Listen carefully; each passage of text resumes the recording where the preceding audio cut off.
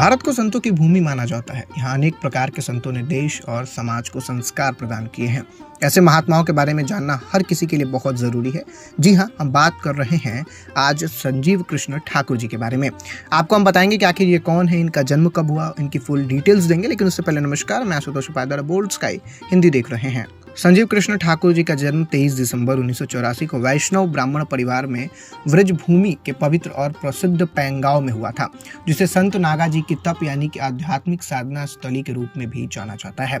उनके पूज्य पिता श्री सत्यभान जी भी एक शिक्षक और माता श्रीमती राधा देवी जी एक कृष्ण भक्त और परम भक्त रही हैं। ठाकुर जी के दादा श्री रामजी लाल शर्मा और दादी श्रीमती किरण शर्मा दोनों ही शिक्षक रहे हैं। उन्होंने पूरे परिवार को शिक्षित करने के लिए ईमानदारी से प्रयास किए और उनमें वैष्णवों के प्राचीन परंपराओं, धार्मिक और नैतिक ढांचे में नैतिक और आध्यात्मिक मूल्य यानी कि संस्कार डाले हैं। वहीं 3 वर्ष की आयु में जब बालक संजीव कृष्ण ने अपने पैरों को ऊपर की ओर करके अपने सिर के बल खड़ा होना शुरू किया तो आसपास के सभी लोग स्तब्ध रह गए और अविश्वास में बोल उठे कि बालक अपने पिछले अवतार यानी कि जन्म में अवश्य ही योगी रहा होगा। ठाकुर जी ने अपनी स्कूली शिक्षा शेरगढ़ मथुरा में प्राप्त की है। वो पढ़ाई में बहुत तेज थे और स्कूल के सभी प्रतिभाशाली छात्रों में से एक थे। वहीं अन्य विषयों के अलावा संस्कृत में उनकी अद्भुत पकड़ ने उनके शिक्षकों को चकित कर दिया था। उन्होंने भविष्यवाणी की कि लड़का जिस भी क्षेत्र में प्रवेश करेगा अपने परिवार और गांव को गौरवान्वित करेगा। वे अपनी स्कूली पढ़ाई जारी रखते हुए लोगों को एक धार्मिक और शुद्ध जीवन जीने के लिए प्रेरित करते हुए ठाकुर जी ने अपने दिल में महसूस करना शुरू कर दिया था कि जीवन में उनका मिशन पूरी तरह से अलग था और उनका गंतव्य आध्यात्म में था। वहीं 9 वर्ष की आयु में एक दिन अचानक उन्हें यह कहकर सभी को चौंका दिया कि वे घर छोड़ना चाहते हैं और एक गुरु के आश्रम में अध्ययन करना चाहते हैं।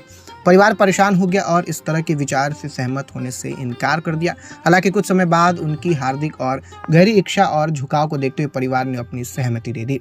अब इस प्रकार ठाकुर जी वृंदावन आए और जहां विद्वान गुरु स्वर्गीय पंडित राजवंशी द्विवेदी ने उन्हें संस्कृत की दिव्य भाषा में दीक्षित किया और उन्हें अपने बेटी की तरह बहुत प्यार से पढ़ाया था। बाद में ठाकुर जी की शरारतों को देखकर पंडित जी ने उन्हें कृष्ण और ठाकुर जी के मीठे नाम से बुलाना शुरू कर दिया था।